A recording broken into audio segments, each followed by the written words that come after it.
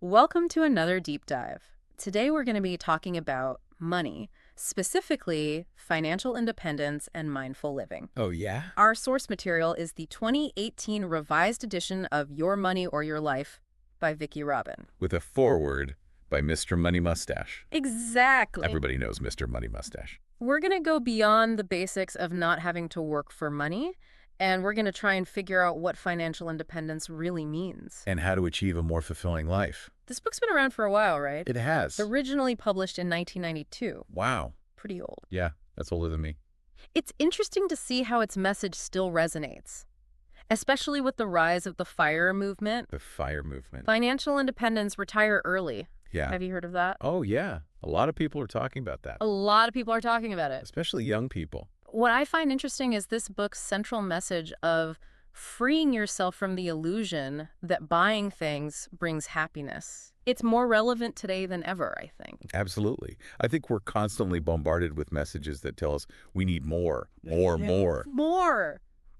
Like we're just little Pac-Man ghosts or something, Yeah. chomping along. So how do we break free from that cycle? Well, Your Money or Your Life challenges us to do just that, to reevaluate our relationship with money and discover what truly matters. I like that. So, financial independence, it's not just about accumulating wealth. It's about freedom. Freedom? The freedom to choose work that aligns with your values, Yeah. or even opting out of traditional work altogether. Interesting. Maybe you just want to go live in a cabin in the woods, Yeah. if that's your thing. Or a yurt. Or a yurt. Some people live in yurts now. People live in yurts. Yeah. It's a thing. It's a thing. So the book says it's about reaching this point where you can work for love or money, Love or money. or a little bit of both. Sure. But the world of work and retirement has changed a lot since this book first came out in 92. It has. It's a different world. Different world. I mean, think about it. Pensions, Pensions are basically gone. basically gone. Yeah. So many people rely solely on Social Security, That's a scary thought. which is kind of scary if you think about it too hard. And that's where this book's insights, I think, become even more relevant today. Yeah, I agree. It highlights these experiences of young people who are trying to navigate this new landscape. So there are a few people they talk about. They're all young people, Okay. like Brandon. He's a farmhand and he's saving up for trade school. Okay. Then you've got Chris. He's an engineer. And he's like, you know what? I'm going to take a year off. I'm going to do some service. I'm going to travel. Good for him. Good for him. And then Melody, she's working customer service while she's training to be a nursing assistant. Okay. So their stories kind of paint this picture of a generation that's adapting Adapting to a changing world. to a changing world, right? Forging their own paths. Yeah, and it's not just young people, right? There are people nearing traditional retirement age who are like, wait a minute, Right. I need to figure something out here. I can't retire. Yeah. So they're finding ways to maybe extend their working years, or they're downsizing, or they're joining the gig economy. The gig economy. So many gigs. It's all changing. The landscape of work is definitely shifting. It is.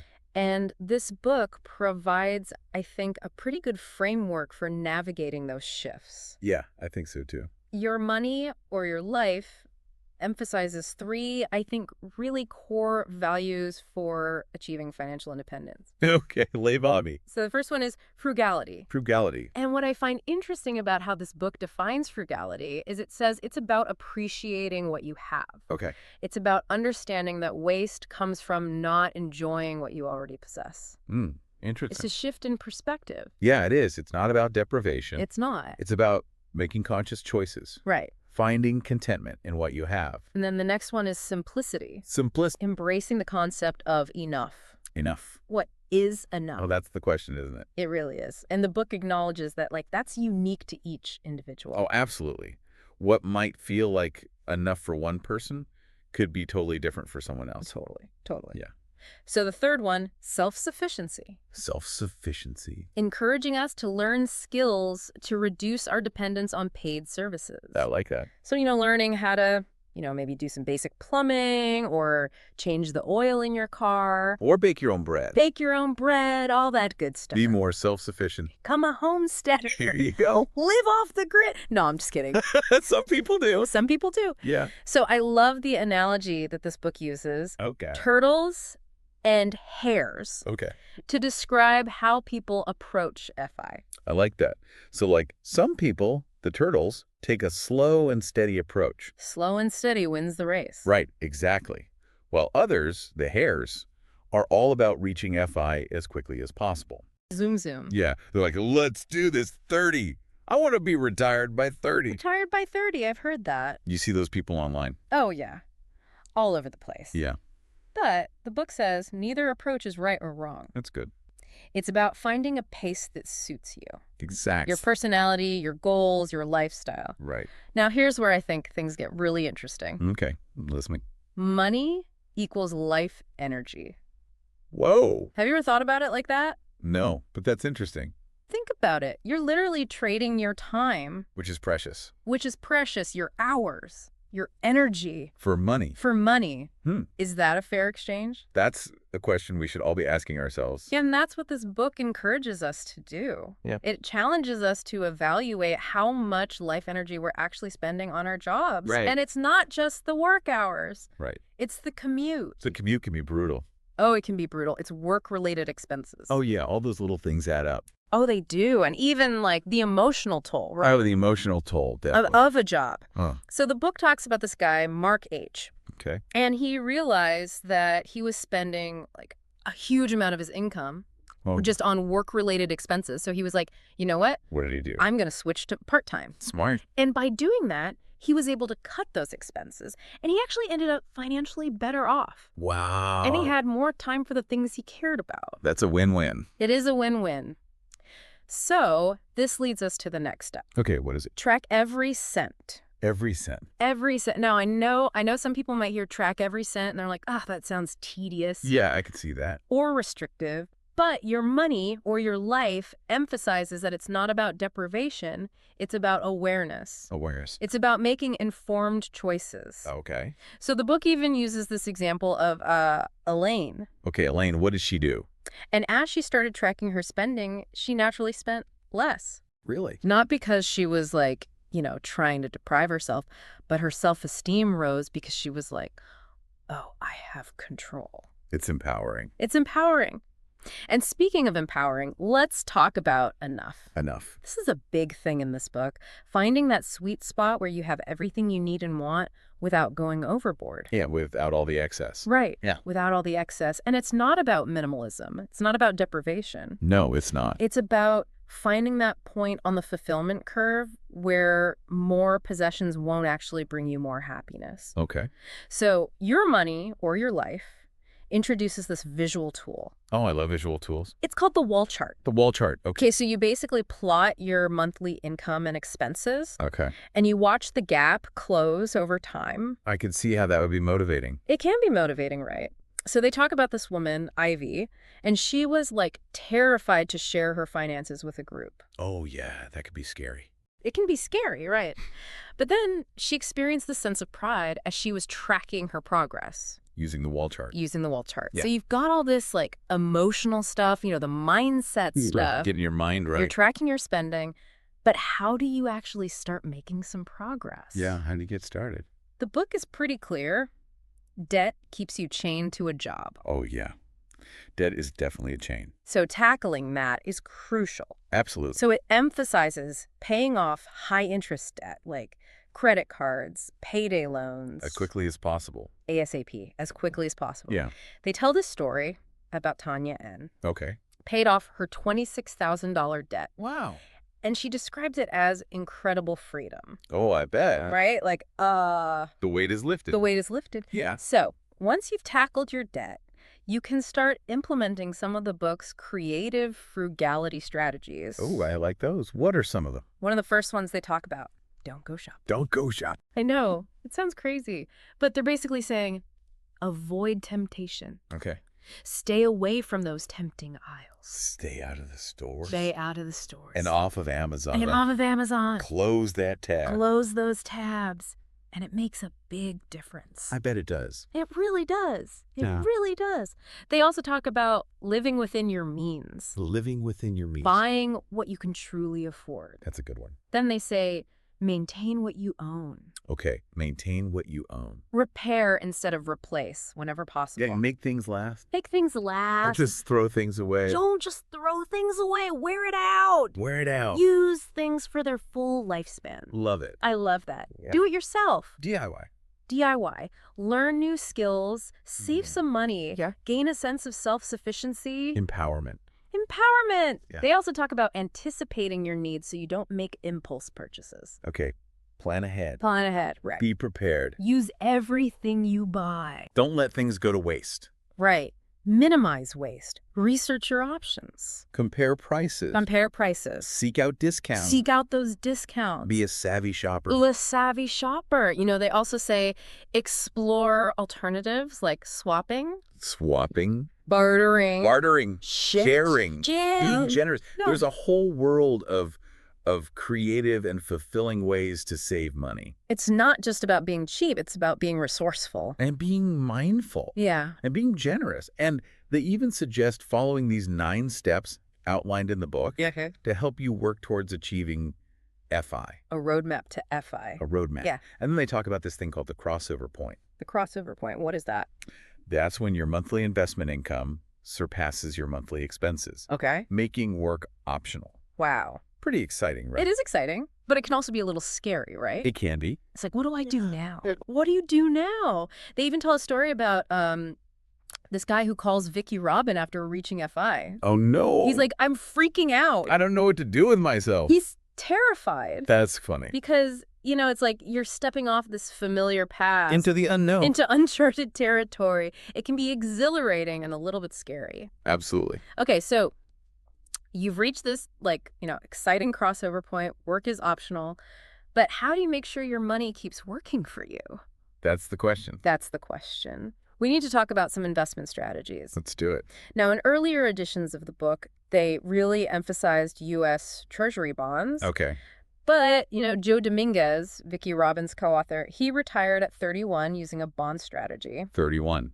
But that was back when interest rates were a lot higher. Yeah, things have changed. Things have changed. The financial landscape is totally different. So the book acknowledges that, and it explores a wider array of investment options. Like what? Index funds. Okay, index fund. Real estate. Real estate, yeah. And SRI. That's all right. What's that? Socially responsible investing. Oh, I like that. Yeah. So let's break those down a little bit. Yep. So first up, index funds. Index funds, okay. So these are basically designed to track the performance of a particular market index, Okay. offering diversification, generally lower fees compared to actively managed funds. Okay. So they quote Warren Buffett in the book, and he's like, you know, index funds are a sensible choice for most investors. Warren Buffett knows a thing or two about investing. But there are different types of index funds. Oh, there are. There are. Okay, tell me more. Each with their own pros and cons. Yeah. So it's not one size fits all. So you have to do your research. Get out of your research. Figure out which one's right for you. So you got broad market index funds. They track a wide range of stocks like the S&P 500. Okay. And then there are more specialized index funds that, you know, maybe focus on a specific sector like technology or healthcare. Okay, that makes sense. And then you also have bond index funds, which are good if you're looking for a less volatile investment. Less risk, less reward. Potentially. Potentially. So how do you choose the right index fund? It depends. Your goals, your risk tolerance, your time horizon. The book encourages you to do your research, understand those fees, and maybe consult with a financial advisor if you need to. Sound advice. So that's index funds. Okay, what about real estate? Real estate. So the book, they tell this story of Scott Trench. Scott Trench. And he advocates for investing in small multifamily properties as a way to build wealth and generate passive income. Okay. And then they talk about this couple, Okay. the Frugal Woods. Have you heard of them? The Frugal Woods, I think so. They have a blog. They're very well known in the FI community. Oh, okay, yeah. They achieved FI. Good for them. They're building a homestead, a sustainable homestead. Wow. And they're combining real estate and index fund investments. So they're diversifying. They're diversifying. Yeah. So these examples, you know, illustrate how real estate can be a pretty powerful tool. Yeah, it can be. But like any investment, it comes with its risks, Yeah. and it requires careful research and planning. Absolutely. Last but not least, SRI, socially responsible investing. Oh, yes, SRI. This is about aligning your investments with your values. Okay. So, imagine investing in companies that, align with things you care about, like renewable energy or sustainable agriculture. Yeah. You're not just growing your wealth, you're supporting causes you believe in. I like that. It's like putting your money where your mouth is. Putting your money where your mouth is. Yeah, exactly. Yeah. Making sure your investments reflect your values. Exactly. So the book explains that, SRI has grown significantly. It has. It has. It now represents a substantial portion of professionally managed investments. Really? It's growing. And it aims to avoid those negative impacts, seek those positive impacts, and maybe even influence the policies of the companies you invest in. That's pretty cool. So now, the book doesn't stop at financial wealth. It doesn't. It doesn't. Okay, there's more. There's more. They introduce this concept called natural wealth Natural wealth. and how it connects to financial interdependence. Okay. Interesting. So what is natural wealth? That is natural wealth. It encompasses your abilities, Abilities. which includes your skills and knowledge, Okay. your sense of belonging, Belonging, yeah. which comes from your relationships, Our relationships, our community. your community, and then your community itself, Okay. including the society and the environment you live in. So it's recognizing the wealth that exists beyond money. Beyond the money. The wealth of our skills, relationships, our community. And your money or your life really emphasizes that financial independence doesn't have to mean isolation. It doesn't. In fact, strong communities can actually help you reduce your reliance on money. That makes sense. Right. It's like you have this support system that allows you to share resources, skills, knowledge, which decreases your need for those like traditional financial resources. That's a good point. It's shifting from a mindset of scarcity to a mindset of abundance and collaboration. Abundance and collaboration, exactly. But what happens when you actually reach that crossover point The crossover point. when work becomes optional? Yeah, what does that transition look like? What does that transition look like? Because it's not always smooth sailing, right? Probably not, no.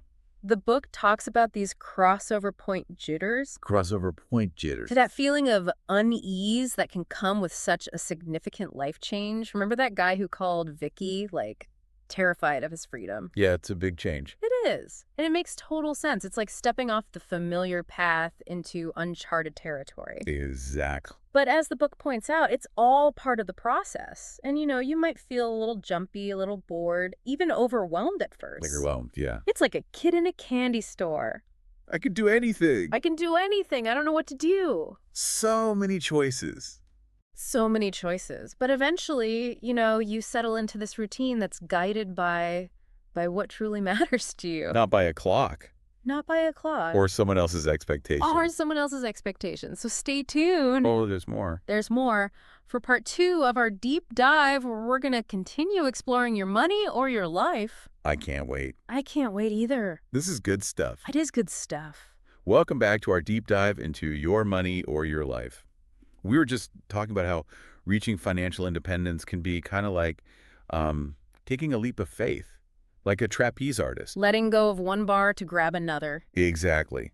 So it makes you wonder how to navigate that transition. Right. And what to even expect on the other side. Because it's not always easy. It's not. Yeah. And the book acknowledges that even with careful planning and a solid financial cushion, it can still be emotionally challenging. Because you're so used to working toward this goal, and then boom, you're there. It's a big shift. So what happens next? What do you do? That's the question, right? And there's no one-size-fits-all answer. The book kind of suggests that. Some people might just dive headfirst into their passions, travel the world, or dedicate themselves to meaningful projects, while others might just need some time to decompress, adjust to a slower pace, Right. and figure out what really brings them joy. It's about rediscovering yourself. Yeah. What do you want to do with your time now, Exactly. now that you have the freedom to choose? You get to choose. You get to decide. That's right. And the book emphasizes that this is a unique journey for every individual. There's no right or wrong way to navigate this new chapter. No right or wrong way to live your life. Exactly. Take your time. Yeah. Explore what feels right for you. I love that. So let's shift gears a bit. Let's talk about frugality. Frugality. Which can be a bit of a controversial topic. It can be, yeah. Yeah. Some people see it as deprivation. Being cheap. Scrooge McDuck. Scrooge McDuck. So how does your money or your life approach this concept? Well, it kind of reframes it as a way to enjoy what you have, like to the fullest. Yeah. It's not about denying yourself. It's about getting the most value, the most satisfaction out of your possessions and experiences. I like that. Instead of focusing on what you don't have, you appreciate and savor what you do have. It's like a gratitude practice. Exactly. The book even uses this Spanish word aprovechar to kind of illustrate this concept. Aprovechar. It means like to use something wisely, to savor it, to get full value from it, whether it's a delicious meal, a sunny day at the beach, or like a cherished possession. Oh, I love that. It's about appreciating, enjoying what you have. It's a beautiful word. It captures that essence of like mindful, appreciative living. Exactly. And, the book argues that waste comes not from having too little, but from not fully appreciating, from not fully utilizing what you already have. Makes you think about all those clothes in your closet you never wear. Or that food that goes bad in the fridge. Because you bought too much. Exactly. Yeah. It all ties back to that concept of enough, doesn't it? It does. Finding that sweet spot where you have what you need and want, but not, the excess. Yeah. That leads to clutter, financial strain. And even, a diminished sense of fulfillment. Okay, so let's get practical. Let's talk strategies. What are some of those creative frugality strategies the book offers? Well, one that might seem a bit counterintuitive is don't go shopping. Don't go shopping. I know, right? Yeah. But it's about avoiding those tempting situations. When you're like, oh, maybe I need that. Exactly. Even though I don't. Those impulse purchases that you later regret. Oh, I'm so guilty of that. Browsing online, wandering through stores. Yeah. No real intention of buying anything. And then I come home with a bag full of stuff. I know. Those targeted ads get us every time. They really do. But the book offers some tips. Oh, good. Like what? Unsubscribe from tempting emails. Be mindful of your browsing habits. Okay. Yeah. Even setting limits on your online spending. Creating those boundaries. Protecting yourself. I like that. What about living within your means? What does that actually look like? Well, it's basically making sure your spending aligns with your income. Okay. And avoiding that trap of relying on credit to finance a lifestyle you can't truly afford. Which so many people do. And a lot of people do. Yeah. It might involve making some adjustments, finding creative ways to save, or maybe even exploring ways to increase your income. Or even like downsizing. Downsizing, right. Whoa. The key is to be honest with yourself about your financial situation. Honesty. And create a budget that reflects your priorities, your goals. I think a lot of people struggle with budgeting. Yeah, it can feel restrictive. Very. Like you're confronting your spending habits head on. Yeah. But remember, a budget is a tool. It's a tool. It's about empowering you to make conscious choices about where your money goes. And it doesn't have to be complicated, right? Right. There are tons of apps and resources out there that can help. Oh, yeah. There are so many budgeting apps, so many resources. There are. What about this idea of maintaining what you own? I've been thinking about that a lot lately, like repairing things instead of just throwing them away and buying new ones. Yeah, I like that. Repairing instead of replacing whenever possible is a key frugality strategy. It's about valuing your possessions, extending their lifespan, and reducing your overall consumption. More sustainable. It is. And it can save you a lot of money. It can. I've been surprised by how much I enjoy fixing things myself. Like I did that. Yeah. It's empowering. You don't always have to rely on someone else. Exactly. And that sense of empowerment is a big part of like the do-it-yourself spirit that this book encourages. Is that why? Whether it's fixing a leaky faucet, baking your own bread from scratch, or like even mending your own clothes. It's satisfying. It is. And it's a great way to connect with your belongings. Really appreciate the value of things that might otherwise be taken for granted. Makes you think twice before tossing something out and buying a new one. Okay, so the book also offers a bunch of other practical tips, right? Yeah, it does. Like anticipating your needs to avoid those impulse purchases, using everything you buy to minimize waste, researching your options to find those good deals, those discounts, and even exploring alternatives like swapping, bartering, sharing, I love those. gifting experiences instead of material goods. Yeah. There are so many creative ways to save money and live more intentionally. It's all about getting creative. Finding those ways to align your spending with your values and your FI goals. Exactly.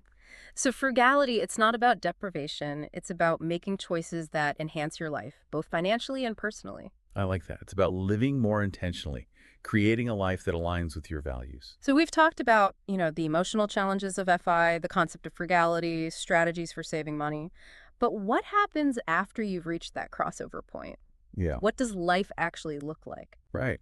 The book really emphasizes that financial independence isn't an end goal in itself. Yeah. It's a gateway to a more fulfilling, more intentional way of life. It's about having that freedom, To design your days based on what truly matters to you. not on the demands of a job. Exactly. So it's about reclaiming your time, reclaiming your energy, Yeah. and using them to create a life that brings you joy, purpose, Yeah. fulfillment. Living life on your own terms. I love that. And they say this transition can be a process of growth and self-discovery. Oh, yeah. You might uncover hidden passions, develop new skills. Deepen your connections with others. Yeah, it's like a whole new chapter unfolds, full of possibilities. It's exciting. It is exciting. And that's what I find so appealing about this whole FI concept. Yeah. It's not just about the money, it's about the freedom, the flexibility to create a life that truly reflects who you are and what you want to do. Exactly.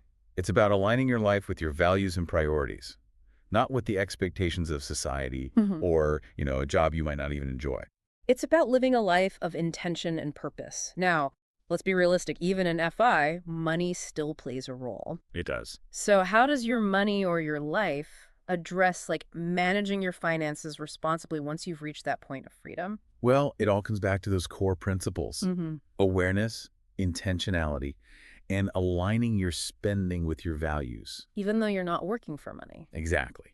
You still need to track those expenses, Yeah. make conscious choices, and make sure that your spending supports the life you want to create. So you don't just go crazy and spend all your money. Right. You still need to be mindful, responsible. You've reached this new level of financial freedom, but you still got to be a good steward of your resources. Exactly. And the book provides some guidance on, investment strategies Oh, okay. that can help you preserve and grow your wealth over time, ensuring that your money continues to support your chosen lifestyle as you navigate the different stages of your life. So it's not just about reaching FI, it's about maintaining it, making sure your money keeps on working for you. Yeah. Can you give us some examples of those investment strategies? Sure. Well, the book revisits that idea of investing in real estate, but this time focusing on creating a sustainable, self-sufficient lifestyle. Like the Frigglewood's. Exactly. They're building a homestead. With gardens and renewable energy. Yeah. And they even have an income-producing rental unit.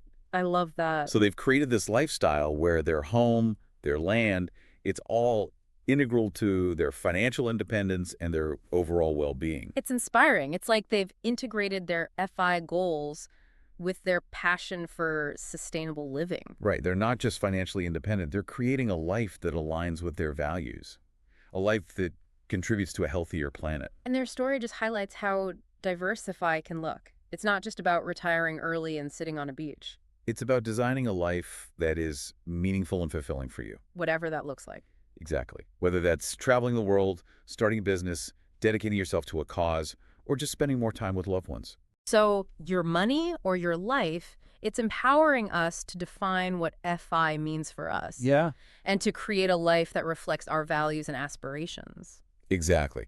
Now, the book also touches on the concept of investing in businesses. Oh, okay. So, either through partnerships or lending. Yeah, okay. It can be a way to potentially generate additional income while supporting ventures that align with your values. But they emphasize the importance of really researching any business you're considering. Due diligence. Due diligence, Yeah. understanding the risks, and seeking advice from, experienced investors if you need to. So don't just jump in blindly. No.